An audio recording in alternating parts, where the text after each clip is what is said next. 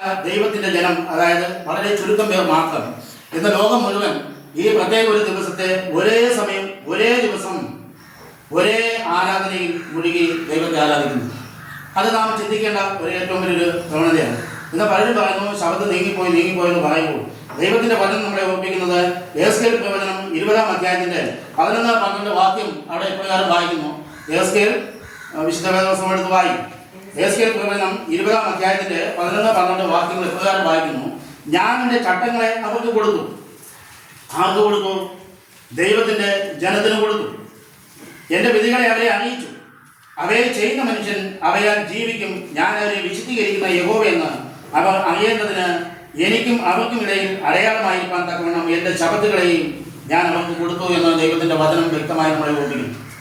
അപ്പോൾ വെറുതെയല്ല നാം ഈ പ്രമാണത്തെ മുറുകെ പിടിക്കുന്നതും നാം ഈ വിശുദ്ധ ദിവസത്തെ ആരാധിക്കുന്നതും. എന്തുകൊണ്ടെന്നാൽ ദൈവം തൻ്റെ ജനത്തിന് വേണ്ടി ഒരു ചട്ടം ദൈവം നിയമിച്ചു കൊടുത്തു. ദൈവത്തിന്റെ സ്വന്തം വിരലുകൾ കൊണ്ട് എഴുതിയ ന്യായപ്രമാണമാകുന്ന 10 കൽപ്പന ദൈവം തൻ്റെ ജനത്തിന് വേണ്ടി അത് നൽകിയപ്പോൾ ആ 10 കൽപ്പനയിൽ ഏറ്റവും പ്രധാനപ്പെട്ടതാണ് 4-ാമത്തെ കൽപ്പനയായ ശബത്ത് നാളിനെ ശുദ്ധീകരിക്കാൻ ഓർക്കുക എന്നുള്ള ആ പ്രധാനമായ ആ വാക്ക് നമുക്ക് ശ്രമിക്കേണ്ട ഗുണം കഴിയും. അപ്പോൾ ദൈവം പറയുന്നു ശബത്ത് നാളിനെ ശുദ്ധീകരിക്കാൻ ഓർക്കുക എന്ന് ദൈവം പറയുമ്പോൾ മനുഷ്യൻ പറയുന്നു, അല്ലെങ്കിൽ സാത്താൻ പറയുന്നു അത് മറക്ക എന്ന് പറഞ്ഞുകൊണ്ട് ശബത്ത് നാളിന്റെ പ്രാധാന്യത്തെ അത് ഞായറാഴ്ചയിലേക്ക് മാറ്റി അത് ഇന്ന് ദൈവത്തിന്റെ പ്രാധാന്യത ഒന്നുമില്ലാതാക്കി തീർക്കുന്ന ഒരു പ്രവണതയിലേക്ക് മനുഷ്യർ എന്ത് ചെയ്യുന്നു? ലോക മനുഷ്യർ നീങ്ങിക്കൊണ്ടിരിക്കുന്നു. അതിൽ നിന്നും വ്യത്യസ്തമായി ഈ കാലഘട്ടത്തിൽ ദൈവത്തിന്റെ വചനം ആ മനുഷ്യരോട് പറയുന്നത്, അല്ലെങ്കിൽ നമ്മളോട് പറയുന്നത്, ഞാൻ എൻ്റെ ചട്ടങ്ങളെ അവർക്ക് കൊടുത്തു, എൻ്റെ വിധികളെ അവരെ അറിയിച്ചു. അവയെ ചെയ്യുന്ന മനുഷ്യൻ അവയാൽ ജീവിക്കും. ഞാൻ അവരെ വിശുദ്ധീകരിക്കുന്ന യഹോവയെന്ന് അവർ അറിയേണ്ടതിന് എനിക്കും അവർക്കും ഇടയിൽ അടയാളമായിരിക്കാൻ തക്കവണ്ണം എൻ്റെ ശബ്ദങ്ങളെയും ഞാൻ അവർക്ക് കൊടുത്തു എന്ന് പറയുന്നു.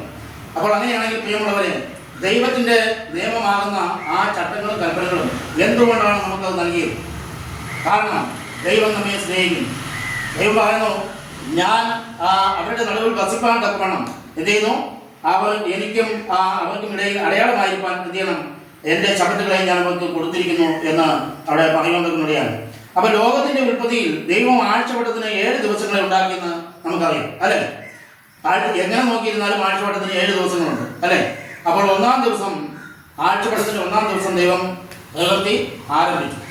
അങ്ങനെയെങ്കിൽ 6 ദിവസം കൊണ്ട് യഹോവയായ ദൈവം ഇതൊക്കെയും സൃഷ്ടിച്ചു. അവസാനം മനുഷ്യനെയും സൃഷ്ടിച്ചാൽ എല്ലാം തന്റെ പ്രവൃത്തിയെല്ലാം നല്ലതെന്ന് ദൈവം കണ്ടു. ആ പ്രവൃത്തിയെ ദൈവം അനുഗ്രഹിച്ചു.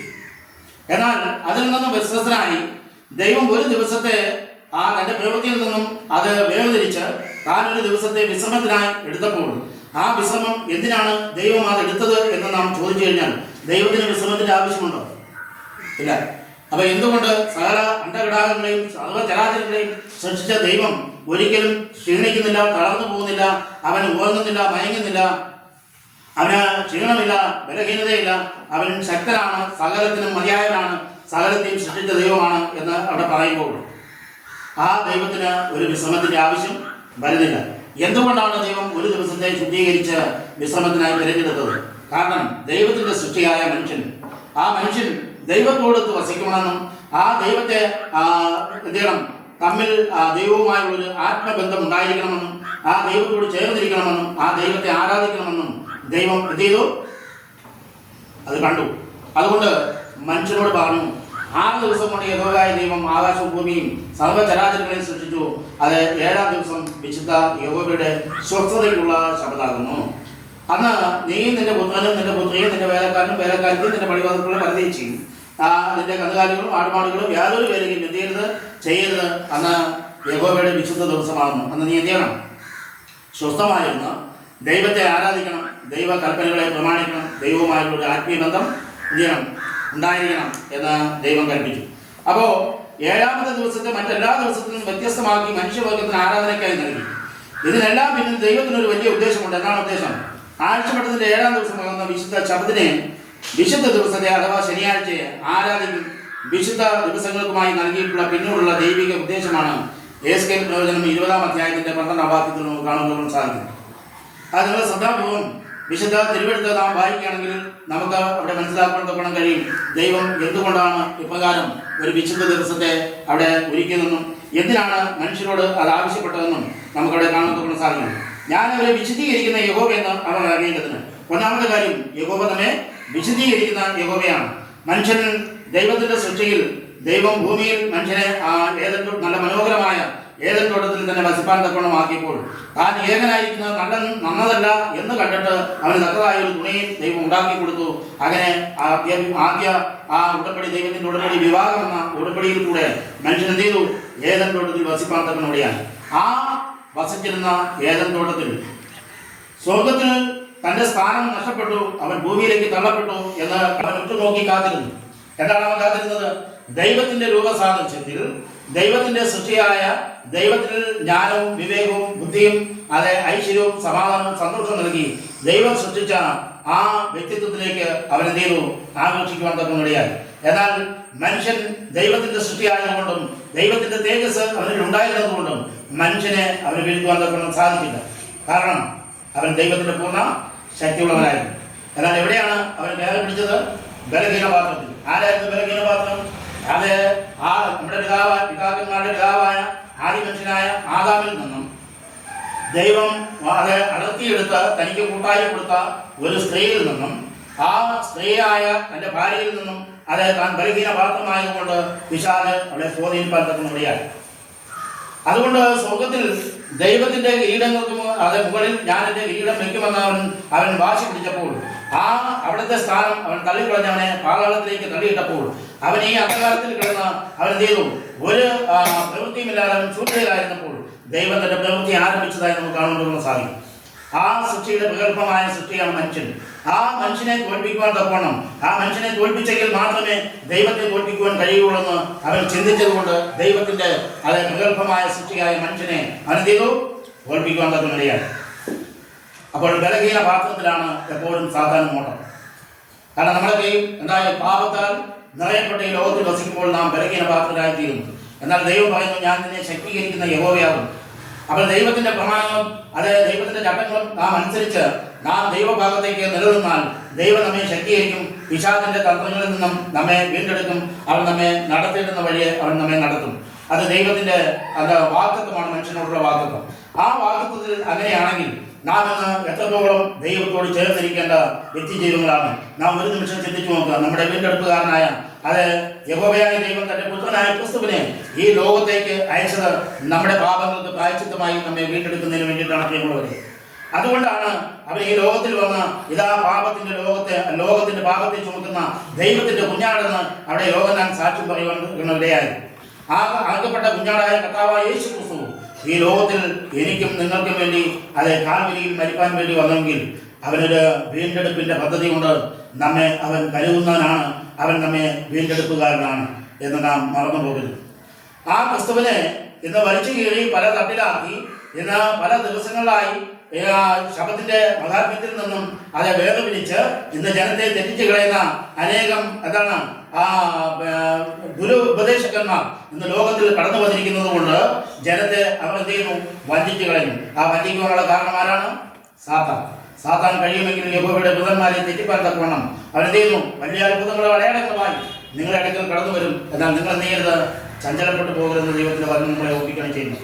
അതുകൊണ്ട് ഇവിടെ പറയുന്നു, വിശുദ്ധ ശബ്ദ വിശദീകരണത്തിന്റെയും വേർതിരിവിന്റെയും അടയാളമാണ്. ഈ ലോകത്തിൽ പല വിധത്തിലുള്ള ആരാധനകളുണ്ട്. പല ദിവസങ്ങളിൽ ആരാധിക്കുന്നു. ചിലർ വെള്ളിയാഴ്ച ആരാധിക്കുന്നവരുണ്ട്, ചിലർ എന്ത് ചെയ്യുന്നു? ഞായറാഴ്ച ആരാധിക്കുന്നു.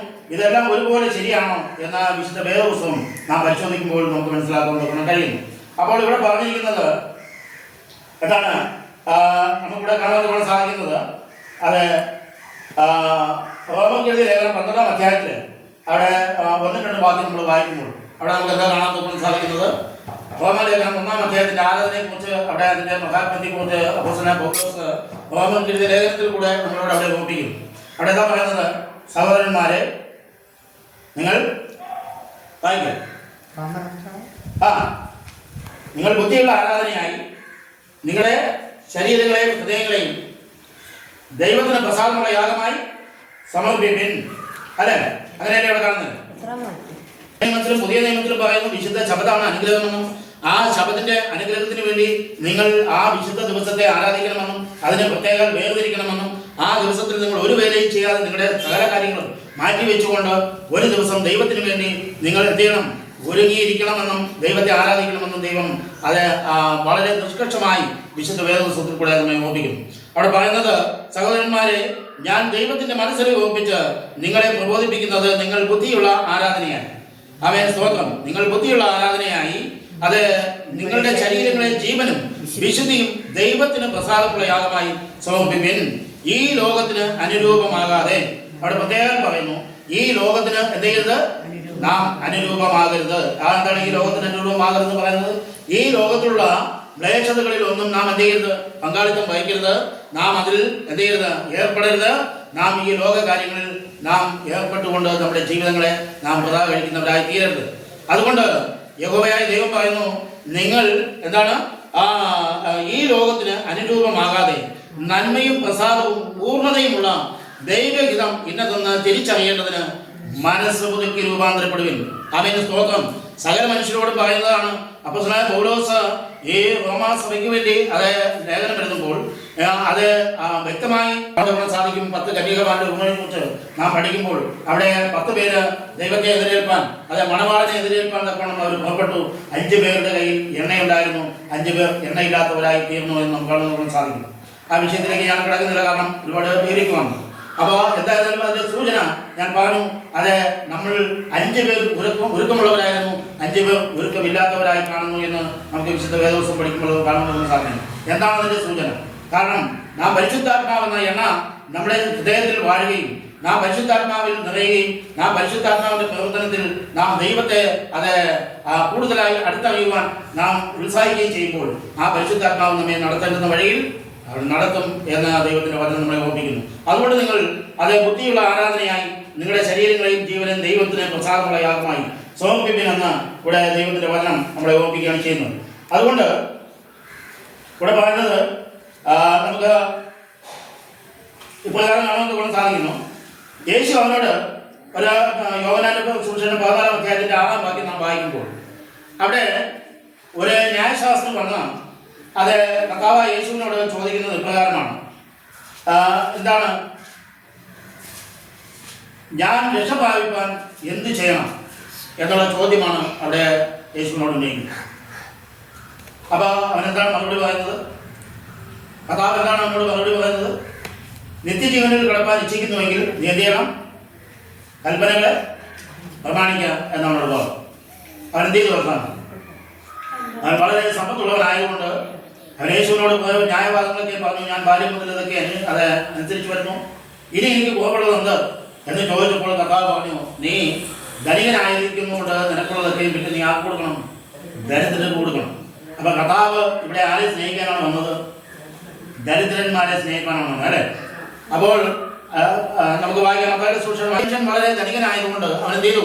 അവന്റെ സമ്പത്ത് വിറ്റ് അവൻ ദരിദ്രർക്ക് കൊടുക്കാൻ മനസ്സില്ലാതെ അവൻ അവിടെ നിന്നും പോയി പറഞ്ഞത് നമുക്ക് കാണാൻ സാധിക്കും. അതുകൊണ്ട് ഇവിടെ പറയുന്നത്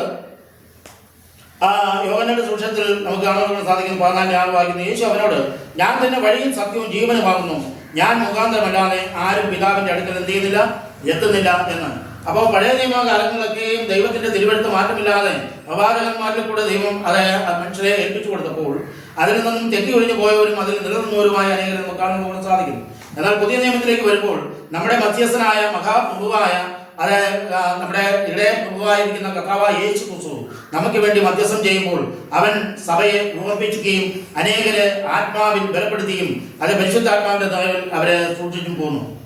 അങ്ങനെ സഭകളെ എന്താണ് തന്റെ അപ്പോസ്തലന്മാരിൽ കൂടെ സഭയെ നിലനിർത്തി സഭയെ ബലപ്പെടുത്തി ആത്മാവിൽ അവരെ ഉറപ്പിച്ചു പോകുന്നു എന്ന് നമുക്ക് കാണാൻ സാധിക്കും. അപ്പൊ അതുകൊണ്ട് കർത്താവ് പറഞ്ഞത് അത് ഞാൻ തന്നെ വഴിയും സത്യവും ജീവനുമാകുന്നു, ഞാൻ മുഖാന്തരമല്ലാതെ പിതാവിന്റെ അടുക്കൽ ആരും എത്തുന്നില്ല. അപ്പൊ വീണ്ടും യോഹന്നാന്റെ സുവിശേഷം 17-ാം അധ്യായത്തിന്റെ 17-ാം വാക്യത്തിൽ നമുക്ക് കാണുവാൻ സാധിക്കുന്നത്, സത്യത്താൽ അവരെ വിശദീകരിക്കണമേ, നിന്റെ വചനം സത്യമാകും. അവിടെ ദൈവം പറയുന്നു, കർത്താവായ യേശു അദ്ദേഹം തന്റെ ജനത്തോട് പറയുന്നത് ദൈവത്തോട് പ്രാർത്ഥിക്കുന്ന ഇപ്രകാരമാണ്, സത്യത്താൽ അവരെന്ത് ചെയ്യണം? വിശദീകരിക്കണമേ, നിന്റെ വചനം സത്യമാകുന്നുവല്ലോ എന്ന് അവിടെ പറയുവാൻ തക്കുന്നിടയാണ്. സങ്കീർത്തനം 119-142 അവിടെ പ്രകാരം പറയുന്നു, നിന്റെ നീതി ശാശ്വത നീതിയും നിന്റെ ന്യായപ്രമാണം സത്യവുമാകുന്നു. ആമേൻ, സ്തോത്രം. അപ്പോൾ ദൈവത്തിന്റെ ന്യായപ്രമാണം അതെപ്പോഴും നീതിയും സത്യവും അത് എന്താണ്? മനുഷ്യർക്ക് അനുസരിപ്പാൻ കഴിയുന്നതുമായ ലഘുവായ കൽപ്പനയത്രേ. ഈ ചട്ടങ്ങളും പ്രമാണങ്ങളും ദൈവം എന്തിനു വേണ്ടിയിട്ടാണ് മനുഷ്യന് നൽകിയത്?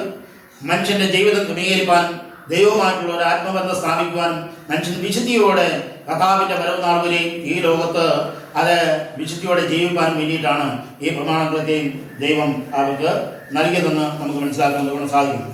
അതുകൊണ്ട് ഇവിടെ എബ്രായർ എഴുതിയ ലേഖനം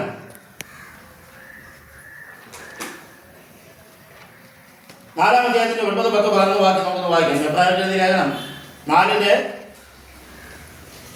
9, 10 വാക്യങ്ങൾ നമുക്കൊന്ന് വായിക്കാം. വായിക്കാം. അവിടെ പറയുന്നു, ആകയാൽ ദൈവത്തിന്റെ ജനത്തിന് ഒരു ശബ്ദാനുഭവം ശേഷിച്ചിരിക്കുന്നു. ദൈവം തന്റെ പ്രവൃത്തികളിൽ നിന്ന് എന്ന പോലെ അവന്റെ സ്വസ്ഥതയിൽ പ്രവേശിപ്പാൻ താൻ പ്രവൃത്തികളിൽ നിന്ന് നിവൃത്തനായി തീർന്നു. അതുകൊണ്ട് ആരും അനുസരണക്കേടിന്റെ സമസൃഷ്ടാന്തത്തിനൊത്തവണ്ണം വീഴാതിരിക്കേണ്ടതിന് നാം ആ സ്വസ്ഥതയിൽ പ്രവേശിപ്പാൻ എന്ത് ചെയ്യണം? ഉത്സാഹിക്കാം എന്ന് പറഞ്ഞു. അപ്പോൾ ഇന്ന് ഈ വചനങ്ങളൊക്കെ പ്രലോഭനങ്ങളുമായി ജനത്തെ വഞ്ചിച്ചുകൊണ്ട് ദുരുപദേശങ്ങളിൽ ജനത്തെ വീഴ്ത്തിക്കളയുന്ന ദുരുപദേശകന്മാരെയാണ് നമുക്ക് ലോകം മുഴുവൻ കാണുവാൻ കഴിയുന്നത്. അതുകൊണ്ട് വിശുദ്ധ ദിവസത്തെ അവർ അശുദ്ധമാക്കി അവർ ദൈവത്തിന്റെ നീതിയെ എന്തിയായി തീർന്നിരിക്കുന്നു?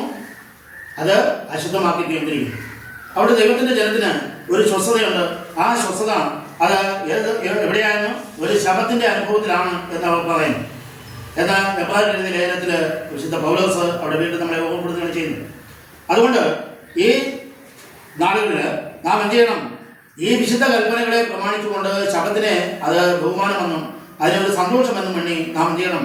ദൈവത്തിന് പ്രസാദകരമായ ജീവിതം നയിക്കണമെന്ന് ദൈവത്തിന്റെ വചനം നമ്മളെ ഓർമ്മിക്കും. അതുകൊണ്ട് നിങ്ങളുടെ ഇടയിൽ വന്ന്, അല്ലെങ്കിൽ നമ്മുടെ ഇടയിൽ വന്ന് ഏതെങ്കിലും ഒരു ദുരുപദേശകൻ ഇത് ശനിയാഴ്ച അല്ല ദൈവം ആരാധിക്കുവാൻ പറഞ്ഞിരിക്കുന്നത്, ഞായറാഴ്ചയാണ്, അതുകൊണ്ട് നിങ്ങൾ ഇന്ന പള്ളിയിൽ വരണം എന്ന് നിങ്ങളോട് പറഞ്ഞാൽ നിങ്ങൾ എന്ത് ചെയ്യണം? ഈ കാര്യങ്ങളെ നിങ്ങൾ തിരിച്ചറിയണം. കാരണം ദൈവത്തിന്റെ വചനം പറയുന്നു, മത്തായിയുടെ സുവിശേഷം നാം വായിക്കുമ്പോൾ 24-ാം വാക്യം വായിക്കുമ്പോൾ നമുക്കിവിടെ കാണുവാൻ സാധിക്കുന്നു. എന്താണ്?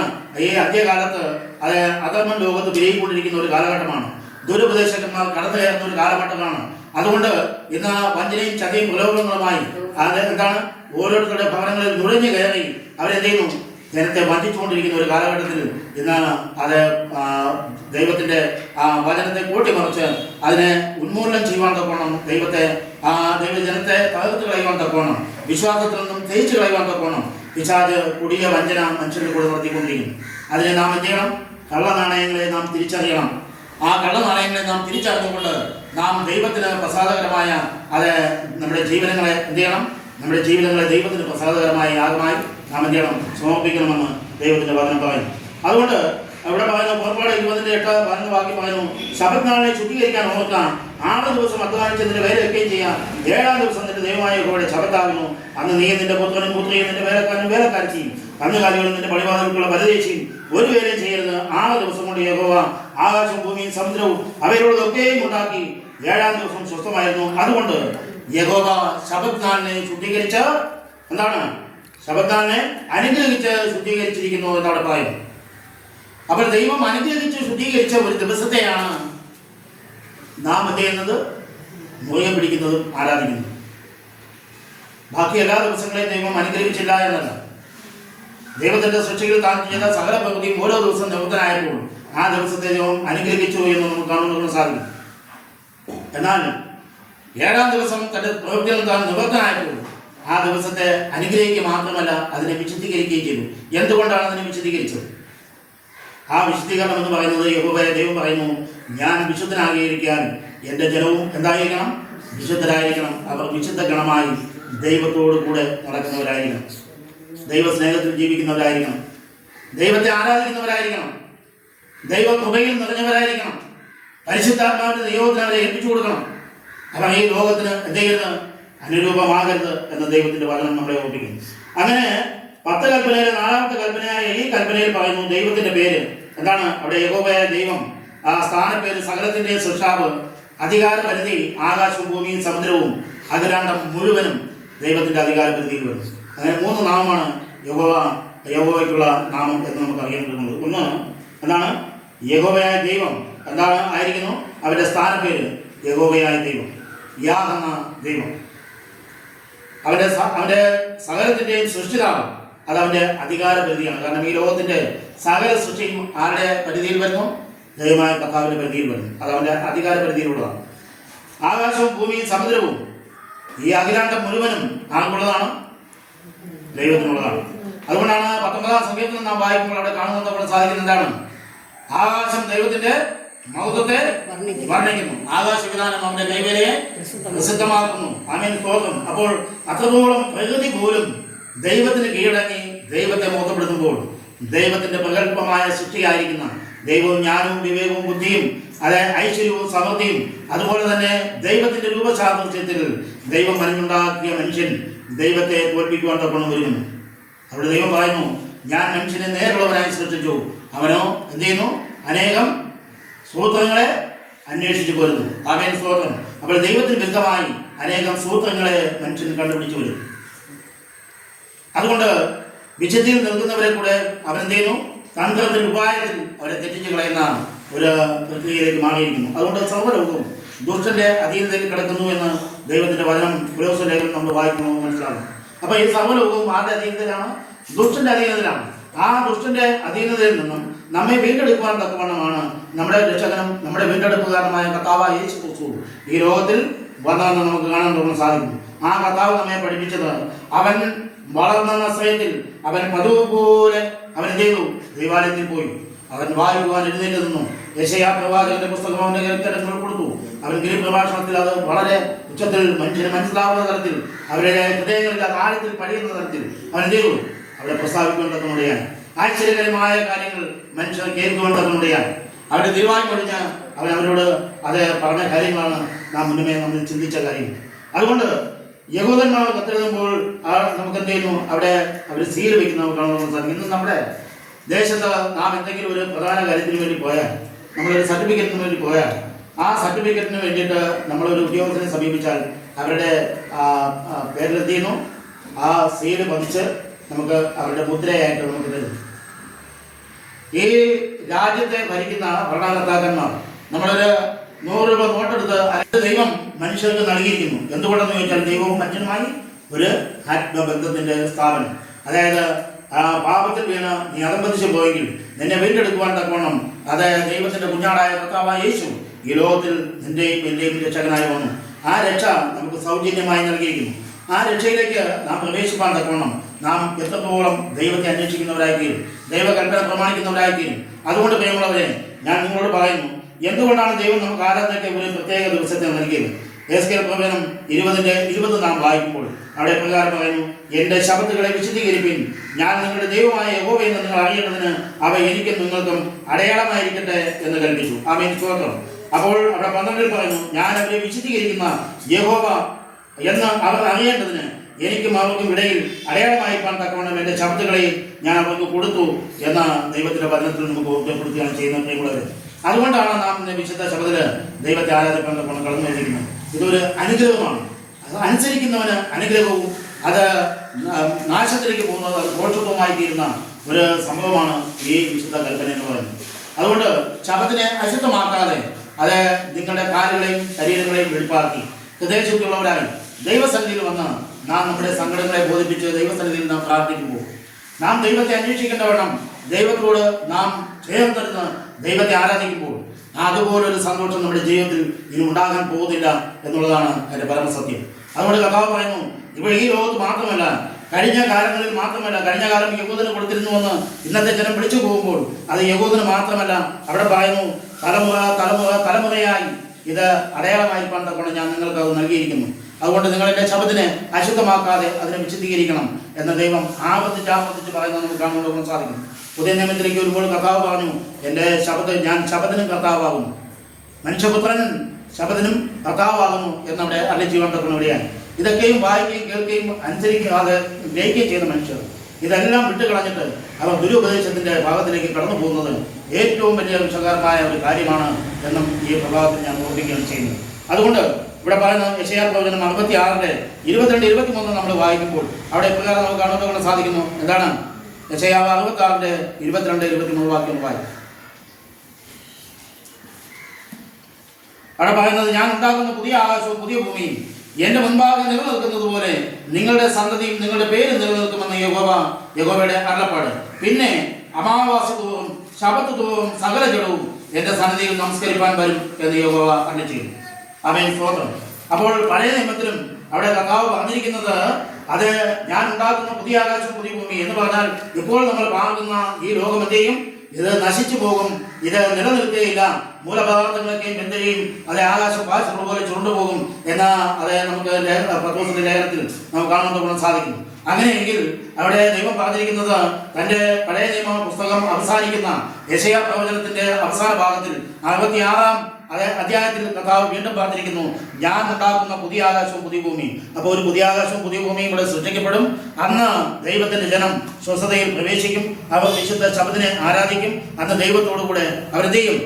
ഒരുമിച്ചായിരിക്കുമെന്ന് വിശുദ്ധ വേദപുസ്തകം പറഞ്ഞു. അതുകൊണ്ട് എന്താണ്? പിന്നെ അമാവാസി തോറും ശബത്ത് തോറും സകല ജനവും എന്റെ സന്നിധിയിൽ നമസ്കരിപ്പാൻ വരുമെന്ന് യഹോവ അരുളിച്ചെയ്യുന്നു എന്നവിടെ കാണാൻ സാധിക്കുന്നു. വെളിപ്പാട് 21-ന്റെ 3-4 വാക്യം നമ്മൾ വായിക്കുമ്പോൾ അവിടെയും നമുക്ക് പ്രകാരം കാണാൻ സാധിക്കുന്നു. ഒരു പുതിയ ആകാശവും പുതിയ സൃഷ്ടിപ്പിന്റെയും ആരംഭത്തെ കുറിച്ച് നമുക്ക് അവിടെ കാണാൻ സാധിക്കുന്നു. അവിടെ എന്താണ് പറഞ്ഞിരിക്കുന്നത്? അതെ, ഞാൻ പുതിയ ആകാശവും പുതിയ ഭൂമിയും കണ്ടു. ഒന്നാമത്തെ ആകാശവും ഒന്നാമത്തെ ഭൂമിയും ഒഴിഞ്ഞുപോയി, സമുദ്രവും ഇനിയില്ല. പുതിയ യെരൂശലേം എന്ന വിശുദ്ധ നഗരം ഭർത്താവിനായി അലങ്കരിച്ചിട്ടുള്ള മണവാട്ടിയെ പോലെ ഒരുങ്ങി സ്വർഗ്ഗത്തിൽ നിന്നും ദൈവസന്നിധിയിൽ നിന്ന് തന്നെ ഇറങ്ങുന്നത് ഞാൻ കണ്ടു എന്നവിടെ യോഹന്നാൻ വെളിപ്പെടുത്തുകയാണ് ചെയ്യുന്നത്. അപ്പോൾ യെശയ്യാ പ്രവാചകൻ പറഞ്ഞു നിർത്തിയ സ്ഥലത്ത് നിന്നും യോഹന്നാൻ വീണ്ടും തുടങ്ങുന്നു, അതെ, ഞാൻ പുതിയ ആകാശവും പുതിയ ഭൂമിയും കണ്ടു എന്നവിടെ പ്രസ്താവിക്കാൻ തക്കമുടയാണ്. അതുകൊണ്ട് അതിന്റെ വെളിപ്പാട് 14-12 പറയുന്നു, ഇപ്രകാരം പറയുന്നു. നമുക്കറിയാം അത് 14-12 എന്താ പറയുന്നത്? 14-12 പറയുന്നത് ഇപ്രകാരമാണ്. ഒന്ന്, ദൈവകൽപ്പനയും യേശുവിലുള്ള വിശ്വാസവും കാത്തുകൊള്ളുന്ന വിശുദ്ധന്മാരുടെ സഹിഷ്ണുത കൊണ്ട് എവിടെ ആവശ്യം? സ്വർഗ്ഗരാജ്യത്തിൽ ആവശ്യം. ആമേൻ, സ്തോത്രം. അപ്പോൾ ദൈവകൽപ്പനയും യേശുവിനുള്ള വിശ്വാസവും എന്ത് ചെയ്യണം? നാം കാത്തുകൊള്ളണം. ഒന്നാമതായി ദൈവത്തിന്റെ കൽപ്പന അത് ഏറ്റവും പരിപാവനമാണ്, അത് വിശുദ്ധമാണ്, അത് നമ്മുടെ ജീവനെ തണുപ്പിക്കുന്നതും നമ്മുടെ പ്രാണനെ വീണ്ടെടുക്കുന്നതും നമുക്ക് നിലനിൽക്കുവാൻ കഴിയുന്നതുമായ ഒരു ചട്ടമായി ദൈവം അത് ആരംഭത്തിൽ തന്നെ എന്ത് ചെയ്തു? തന്റെ ജനത്തിന് വേണ്ടി അത് നൽകുവാൻ തക്കമുടിയായി അത് തലമുറയായി കർത്താവിന്റെ വീണ്ടും വരുന്ന നാൾ വരെ, അത് ഈ ലോകം അവസാനിച്ച ഒരു പുതിയ ആകാശം പുതിയ ഭൂമിയും ഇവിടെ സൃഷ്ടിക്കുന്ന നാൾ വരെയും അത് നിലനിൽക്കും. അത് കഴിഞ്ഞിരുന്നാലും അത് തന്നെയാണ് നിലനിൽക്കാൻ പോകുന്നത്. ദൈവത്തിന്റെ ന്യായപ്രമാണം എവിടെ പ്രത്യക്ഷപ്പെടും? ദൈവസന്നിധിയിൽ പ്രത്യക്ഷപ്പെടുവാൻ തവണ പോകുന്നു. ആ ന്യായപ്രമാണം വെച്ചാണ് നമ്മളിന്ന് കേൾക്കുന്ന ഈ ന്യായപ്രമാണത്തിനനുസരിച്ചിട്ടായിരിക്കും നമ്മുടെ ന്യായവിധി എന്ന ദൈവത്തിന്റെ വചനം നമ്മളെ പ്രത്യേകം ഓർമ്മിക്കണം ചെയ്യുന്നത്. അതുകൊണ്ട് ഞാൻ വളരെ നീട്ടുന്നില്ല, അത് ചുരുക്കത്തിൽ ഞാൻ പറയാം. ഇവിടെ ദൈവകൽപ്പനയും യേശുവിനുള്ള വിശ്വാസവും കാത്തുകൊള്ളുന്ന വിശുദ്ധന്മാരുടെ സഹിഷ്ണുത, അതാണ് സ്വർഗ്ഗത്തിൽ ആവശ്യമെന്ന ദൈവത്തിന്റെ വചനം നമ്മളെ ഓർമ്മിക്കുമ്പോൾ നമ്മളവര് ഇന്ന് ഈ ദുഷ്ടലോകത്തിന്റെ നടുവിൽ അധർമ്മ ലോകത്ത് പെരുകിക്കൊണ്ടിരിക്കുമ്പോൾ നമുക്കറിയാം, വാർത്താ മാധ്യമങ്ങളിൽ കൂടെ ജീവിതം നമുക്ക് കാണുവാൻ കഴിയുന്നത് കൊലപാതകങ്ങൾ, പിടിച്ചുപറികൾ, വ്യഭിചാരങ്ങൾ, അതുപോലുള്ള മ്ലേച്ഛമായ കാര്യങ്ങളൊക്കെ നമുക്ക് കാണുവാനും കേൾക്കുവാനും കഴിയുന്നു. നമ്മുടെ കരങ്ങളിലിരിക്കുന്ന ഈ മൊബൈലിൽ പോലും നെറ്റ് ഓൺ ചെയ്ത് കഴിഞ്ഞാൽ നമുക്ക് എന്തെല്ലാം മ്ലേച്ഛതകളാണ് അതിൻ്റെ അകത്ത് നിറഞ്ഞു കിടക്കുന്നത് നമുക്ക് കാണുവാൻ കഴിയുന്നു. എന്നാൽ ഇതൊക്കെയും വിട്ടുകളഞ്ഞ് നാം എന്ത് ചെയ്യണം? ഈ ലോകത്തിന് അനുരൂപമാകാതെ നാം ദൈവത്തിന് പ്രസാദമുള്ള യാഗമായി നമ്മുടെ ശരീരങ്ങളെയും ജീവനെയും നാം ദൈവത്തിന് സമർപ്പിക്കണം. ദൈവത്തിന് പ്രസാദമുള്ള യാഗമായി സമർപ്പിക്കണം. അതുകൊണ്ട് നിങ്ങൾ ബുദ്ധിയുള്ള ആരാധനയായി നിങ്ങൾ എന്ത് ചെയ്യണം? ദൈവത്തോട് അനുരൂപമായി ദൈവസ്നേഹത്തിൽ ജീവിക്കണമെന്ന് ദൈവം നമ്മളെ നിഷ്കർഷിക്കുകയാണ് ചെയ്യുന്നത്. അതുകൊണ്ട് ഈ വചനം ഇത് പകൽക്കാലം നമുക്ക് ജീവന്റെ വചനമായി നൽകുമ്പോൾ വിശുദ്ധ ശബദ് അത് ശാപത്തിന്റെ ഒരു അനുഗ്രഹമാണെന്ന് മറ്റുള്ളവർ അറിയാൻ തക്കണം. നിങ്ങൾ എന്ത് ചെയ്യണം? വിശുദ്ധ ശബദിനെ മുറുകെ പിടിച്ചുകൊണ്ട് ദൈവത്തിന്റെ വിശുദ്ധ ദിവസത്തിൽ നാം എന്ത് ചെയ്യണം? വിശുദ്ധിയോടെ ദൈവാലയത്തിൽ വന്ന് ദൈവസന്നിധിയിൽ നാം മുട്ടുമടക്കണം. ദൈവസന്നിധിയിൽ നാം ആരാധിക്കണം. ദൈവത്തോട് നാം നിലവിളിക്കണം. നാം ജാതികളെ പോലെ ജൽപ്പനം ചെയ്യുന്നവരായിരിക്കും. നാം ദൈവസന്നിധിയിൽ നമ്മുടെ സങ്കടങ്ങളെ ബോധിപ്പിച്ച് കഴിയും. നാം ദൈവസന്നിധിയിൽ നമ്മെ തന്നെ സമർപ്പിച്ച് പ്രാർത്ഥിക്കും. സ്വർഗ്ഗത്തിലെ ദൈവം തീർച്ചയായും കരുണയുള്ള ദൈവമാണ്. ഞാൻ നിങ്ങളെ ഒരു നാളും കൈവിടുകയില്ല, ഉപേക്ഷിക്കുകയുമില്ലെന്ന ദൈവത്തിന്റെ വാഗ്ദത്തം നമുക്ക് നൽകിയിരിക്കുമ്പോൾ നാം എത്രത്തോളം അനുഗ്രഹിക്കപ്പെട്ടവരായി തീരണമെന്ന് നാം തന്നെ ചിന്തിച്ചു കൊള്ളുക. അതുകൊണ്ട് ദൈവം നമ്മെ സമൃദ്ധിയായി അനുഗ്രഹിച്ചാൽ ഈ വിശുദ്ധ ശബ്ദത്തിന്റെ നന്മ കൊണ്ട് നമ്മെ പോഷിപ്പിക്കുവാൻ തക്കണം. ഇന്ന് പകൽക്കാലം ദൈവം നമ്മെ അനുഗ്രഹിച്ച് പരിപാലിക്കട്ടെ എന്ന് ഞാൻ ആത്മാർത്ഥമായി പ്രാർത്ഥിച്ചുകൊണ്ടും ഈ തിരുവചനം നിങ്ങൾക്ക് സമർപ്പിച്ചുകൊണ്ടും ഞാൻ എൻ്റെ വാക്കുകൾ നിവർത്തിക്കുന്നു. ദൈവം നമ്മെ ധാരാളമായി അനുഗ്രഹിക്കട്ടെ. ആമേൻ. സ്തോത്രം.